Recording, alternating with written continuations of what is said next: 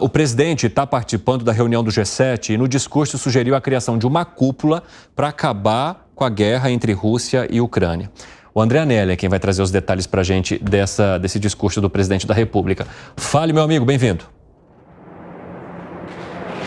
Obrigado, Evandro. Muito boa tarde para você, boa tarde a todos ligados aqui no 3 em 1 da Jovem Pan. O presidente Lula voltou a argumentar que a negociação de paz entre Rússia e Ucrânia precisa da participação dos dois países e ele defendeu mais uma vez a proposta apresentada pelo Brasil e pela China para intermediar aquele conflito no leste europeu. A gente relembra que no último dia 23, Brasil e China acabaram assinando uma proposição defendendo uma resolução política para a guerra, justamente então entre Rússia e também a Ucrânia. O texto defende o aumento da ajuda humanitária e a proibição da ampliação das zonas de conflito. A medida determina ainda que a Rússia também precisa estar incluída em negociações sobre a paz com a Ucrânia. A proposta vai na contramão, é contrária aos posicionamentos de países como Estados Unidos e membros da União Europeia, que defendem, assim como a própria Ucrânia, que qualquer proposta de paz deve começar somente depois de as tropas russas deixarem o território vizinho. Todo esse posicionamento a respeito da guerra entre Rússia e Ucrânia foi então repetido pelo presidente Lula na cúpula do G7 na Itália no dia de hoje. Durante os 6 minutos de fala no evento, Lula também se manifestou a respeito de outra guerra entre Israel e o grupo Hamas. Na ocasião, o presidente não citou o país judeu, mas afirmou que o legítimo direito de defesa se transformou em direito de vingança. E além dos conflitos armados, Lula dedicou parte do discurso na Itália à taxação dos super ricos, assim como ele já tinha feito um dia antes na Suíça. Só que nessa manifestação de hoje, o presidente afirmou que já passou da hora dos bilionários pagarem o que ele chamou de justa contribuição em impostos. Segundo Lula, a concentração excessiva de poder e renda representa um risco à democracia. Portanto, destaques esses desse novo discurso, então, Evandro, que o presidente Lula fez na Itália. A expectativa é que ele retorne ao Brasil nesse final de semana. Muito obrigado pelas informações, Anelli. Bom trabalho para você. Vamos retomar o bate-papo aqui com os nossos comentaristas. Pronto?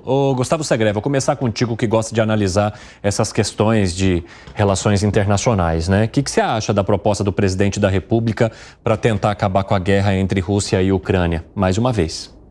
Toda proposta de paz é muito bem-vinda. A questão é que parece que a cervejinha não deu resultado na época, né? Lembro na campanha que o presidente falava que com uma cervejinha resolveria tudo. Não deu certo. Eu não sei, e eu estou mais na posição de dizer, ok, qualquer guerra tem que começar a negociar a partir do momento de um cessar-fogo. Se não tem um cessar-fogo, é meio complexo. Mas ainda quando você tem um invadido e um invasor. Não tem uma guerra num terceiro território, por disputa de um terceiro território, não. Tem alguém que invadiu e alguém que está sendo invadido. E a partir daí a gente pode discutir qualquer coisa. Mas o que me chama a atenção é que hoje qualquer coisa que a gente faça, um espirro, pode ser considerado um risco para a democracia. É uma questão muito perigosa essa situação de que muitas das questões do dia a dia possam ser consideradas, segundo a opinião subjetiva de uma pessoa, que é o presidente da República, como um risco à democracia. Me parece que é minimizar a importância que tem a democracia quando a gente fala desse jeito. O que você acha, Zé?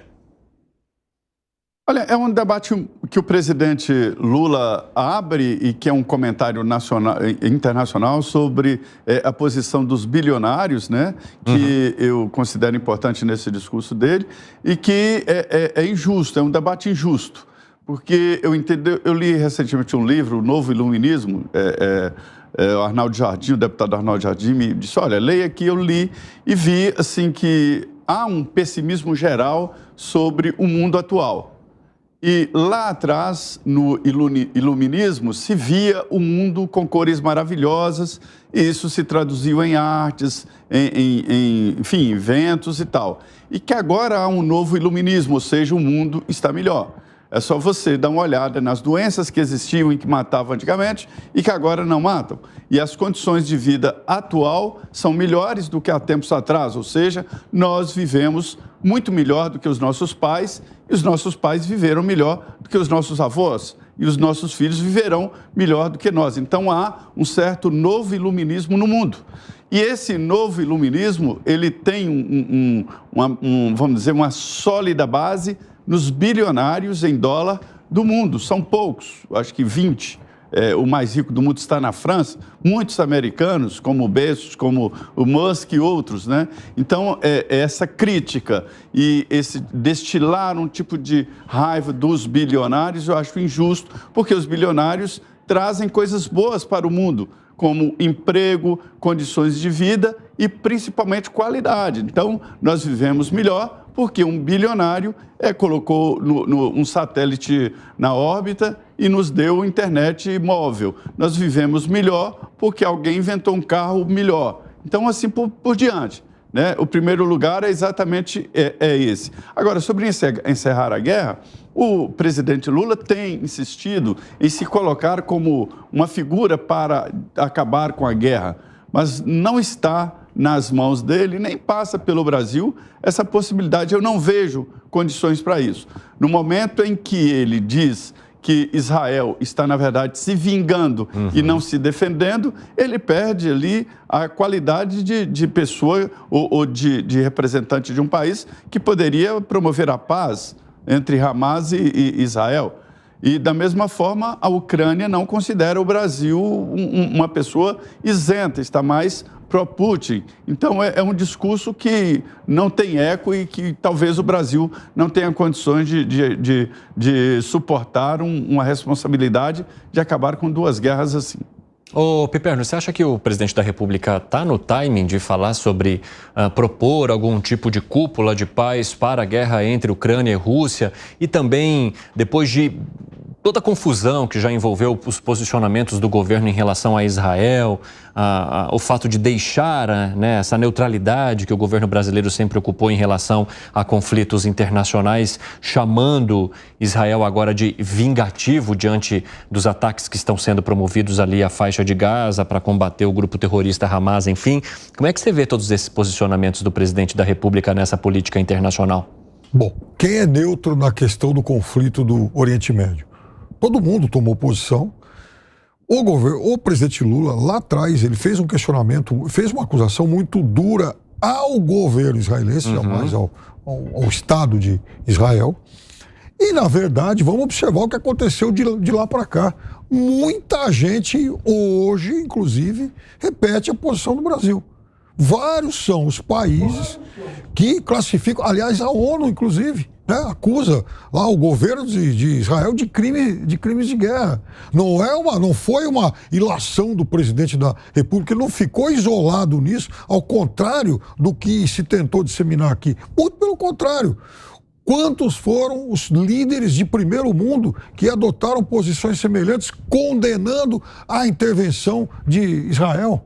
Ninguém aqui isentou, ninguém aqui defendeu, por exemplo, o ataque covarde, o ataque assassino que o Hamas fez. Ninguém, eu não conheço nenhum líder que tenha feito isso, nenhum líder de governo algum, e nem o do Brasil.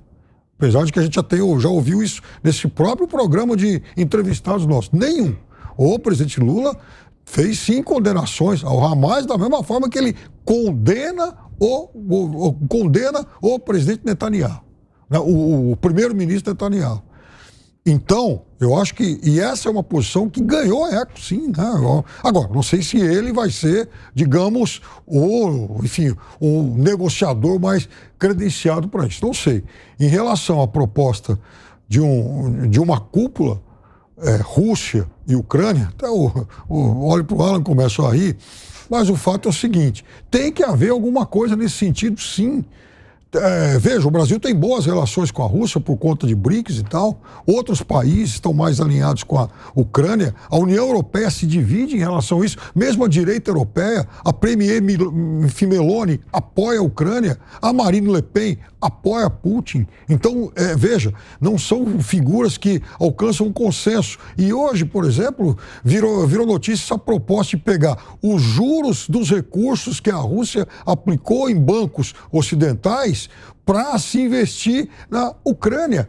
Isso significa também uma outra escalada da guerra. Já não é há muito tempo uma guerra só entre dois países. A Ucrânia tem sido abastecida pela Europa e recursos dos Estados Unidos, que, por sinal, Trump diz que vai cortar se ele se eleger presidente. Então, é bom que esse negócio acabe logo. O que você acha, Gani?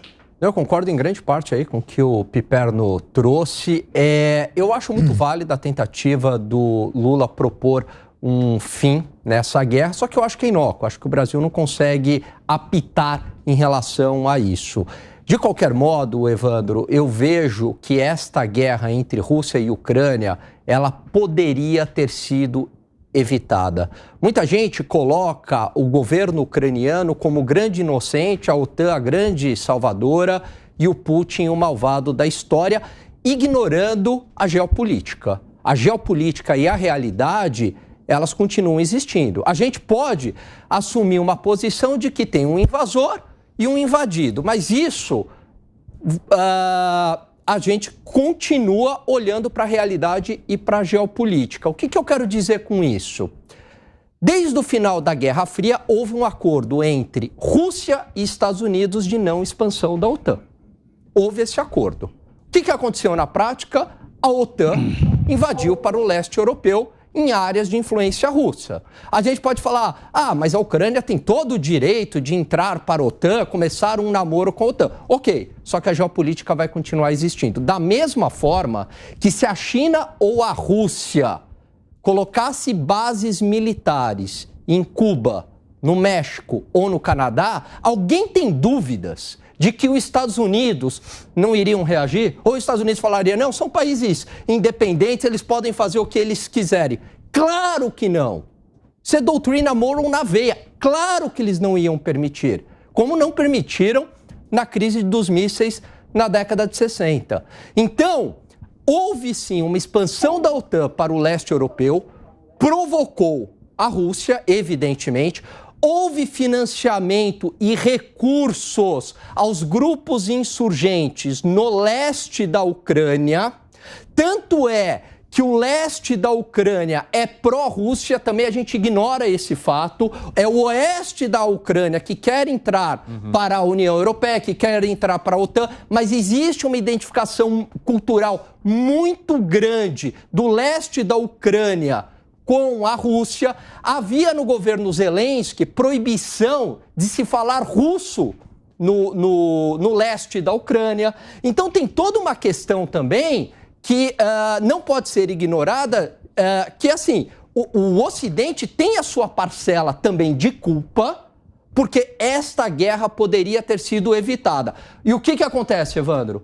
Provocam, esticam a corda até o final. Sabe qual é o resultado disso? Encarecimento do preço de energia na Europa, milhares de mortes na Ucrânia, dinheiro dos Estados Unidos que poderia estar sendo usado internamente nos Estados Unidos para a Ucrânia. A população não vê nenhum sentido nisso. Para quê? Para ter a Ucrânia na OTAN? Valeu a pena? Essa é a pergunta que eu faço. Valeu a pena? O Trump entendia disso. E por isso que ele evitou esse conflito.